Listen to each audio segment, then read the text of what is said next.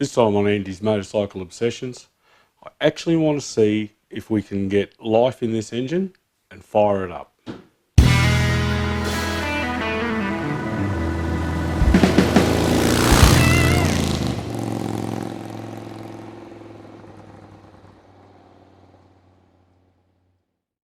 G'day everybody and welcome back. So I had a week off last week, decided I just needed some me time.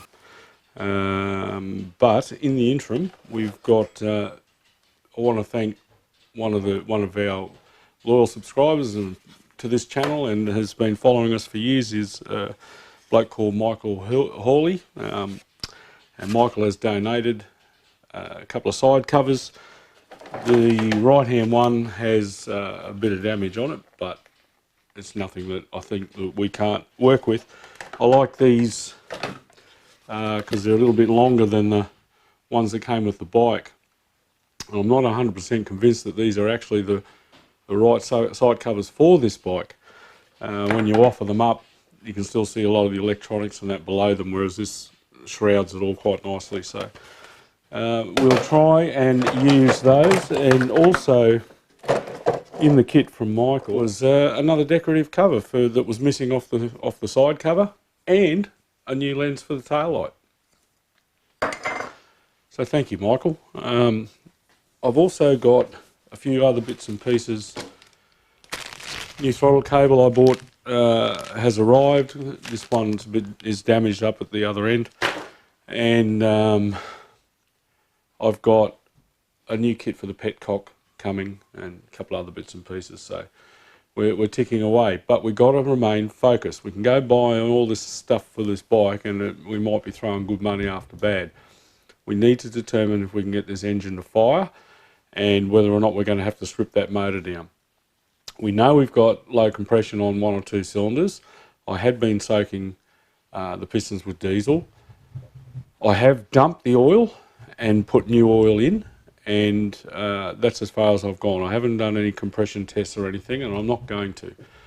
I'm just going to rig the carburetors up and see if we can get this thing to fire and get it up to temperature. And the hope is that we've loosened everything up enough that the compression will blow the rings out and, you know, help seat them, and we'll be okay. That's what we're hoping. But, you know, it's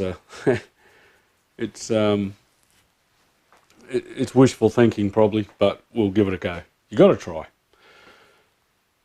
We have a lot of work to do on the bike outside of that, so there's still more electrical issues, but we've got enough that we can confidently try and start the bike.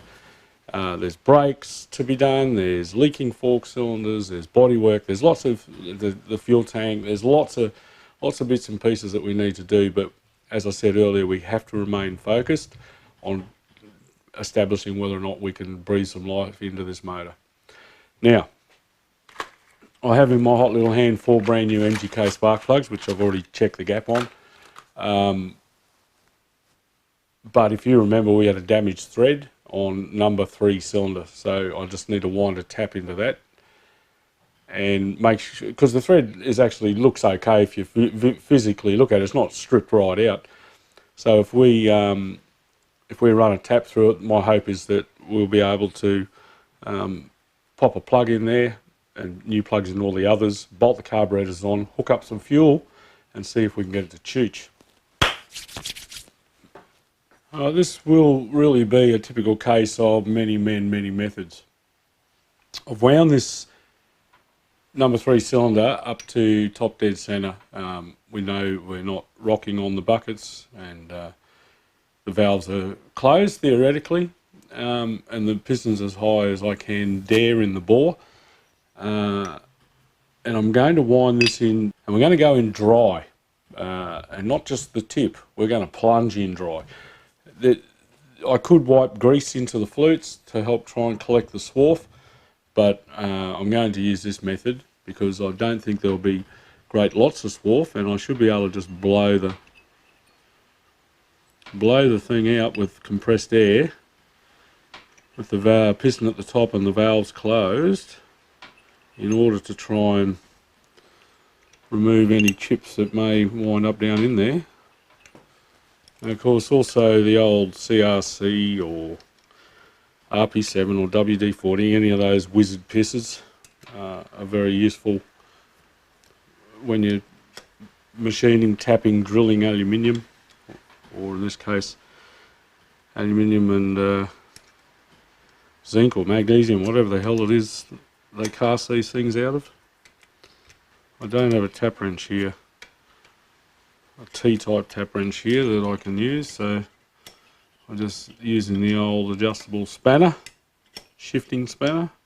That's 14 by 1.25 millimeter metric thread.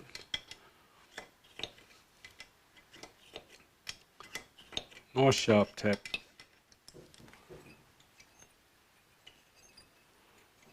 The fact that I can turn that freely by hand now would suggest, and it's just bottomed out on the piston, would suggest that we're through. And there are a few little shavings down in there. Had I put grease on there, it's likely to have dolloped down there with it and stick it to the piston and would be almost impossible to get out. My plan is just to put an air hose in there and blow it out. But before I do that, I'll just pop the cover onto the cam so that we're not blowing swarf around, and I'll pop the other spark plugs in so that we don't end up with more rubbish down there. The little tiny specks of aluminium that have wound up in there, this engine will eat quite happily anyway. But let's not take any chances. Let's do the right thing. Alrighty, so I'm just going to blast in here and get rid of the majority of that stuff.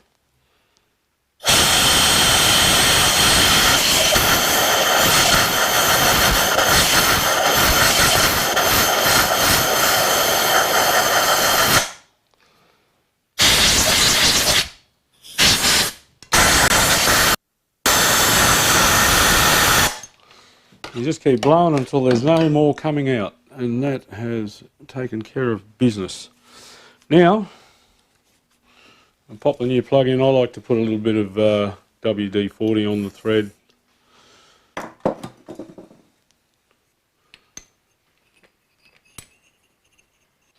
Before I go, it's really a difficult spot to get to. I just need to remove the ends of these plugs, these expanders. We just need the threaded tip.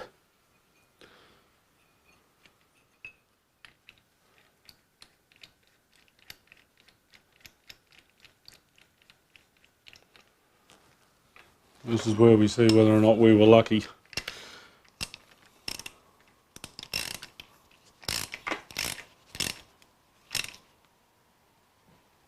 We were lucky. I'll tell you, that could have been a whole lot worse. However, at worst, we would have had to put a repair kit in there. I mean, it's all fixable.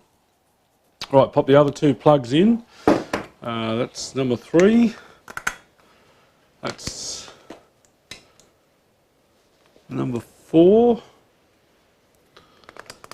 Pop the other two plugs on, and then we'll hook up the carburetors, and then I'll go and buy some petrol for it, some fresh petrol, and we'll see what we can achieve.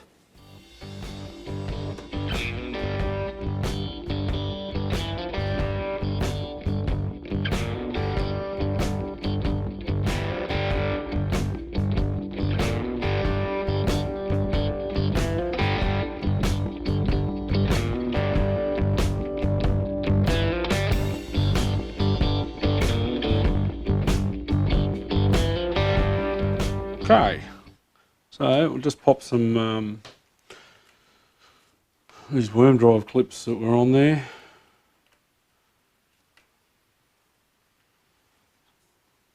Probably easier if I pop one on the bottom and one on the top. Offer them up.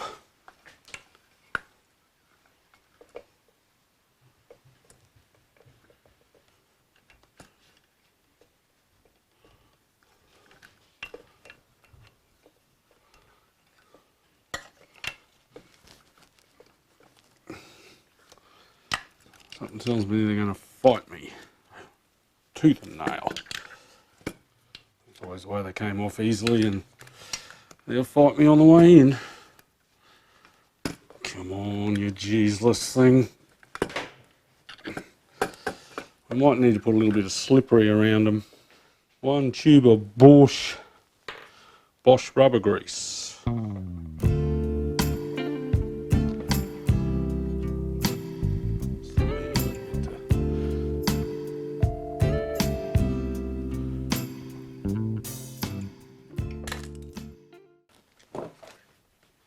See, they didn't teach it any manners.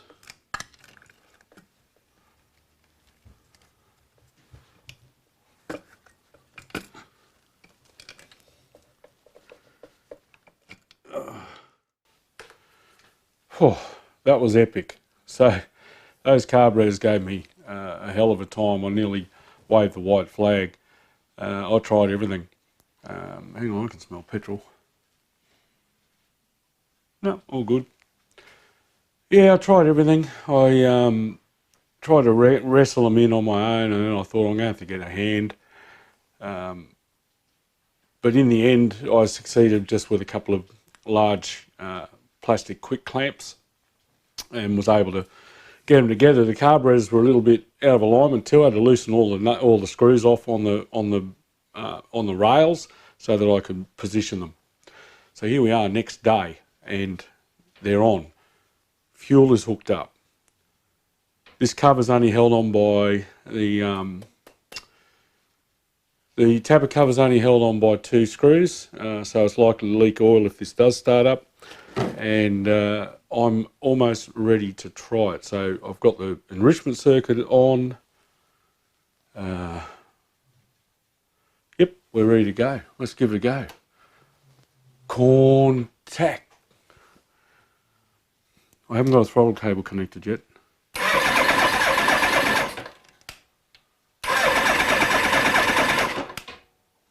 Come on.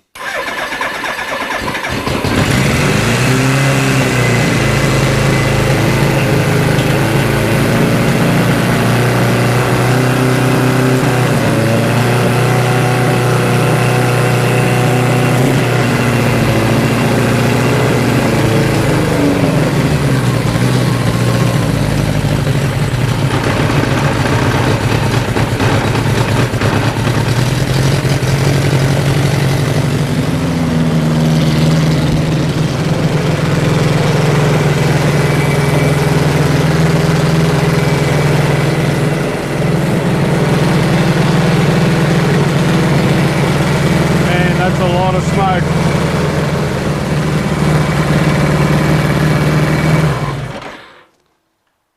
It runs, but it's smoky as this motor is going to have to come apart by the looks of it. No avoiding it. Come apart and pistons, rings, valves, guides. The good news is, I guess, it doesn't sound horrible down low. The carburetors need a fair bit of tuning, but and obviously all the guides and all the shims and everything need doing. But you know, like it fired, that was the goal. So yeah, some decisions to be made from this point. I better go and have a look around the bike to make sure that nothing's on fire, but on the button. Right, she runs. There's oil pouring out of the rocker cover, which is actually a good thing. It means that there's oil getting up there. The bottom end doesn't sound rattly or anything, so that's good. We need to do some carburetor fine tuning, and we had a big vacuum leak on that, which I forgot to plug. Right, let's see what that does.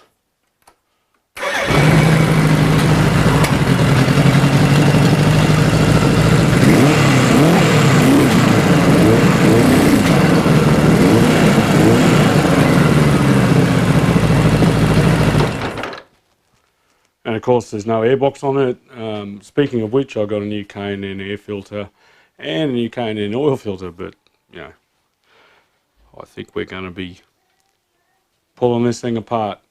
But some decisions to be made on where to go from here. But at least it started, which was the object of this exercise. Now, Bill, I was sort of hoping he'd be here for this, and a few of you have asked about when we're going to meet Bill. And if you're watching Bill, and I know you do, we'd love to have you come down one day and have a look, but Bill lives a long way away. I'm down in Hobart, he's up at Devonport. It's like 3 hours drive plus each way. So we'll just we'll leave Bill alone unless he happens to be floating around Hobart and wants to pop in. But in the meantime, as I said, we've got some decisions to make. Thanks for watching. Don't forget to like, subscribe and comment, and I'll catch you next time on Andy's Motorcycle Obsessions. Bye for now.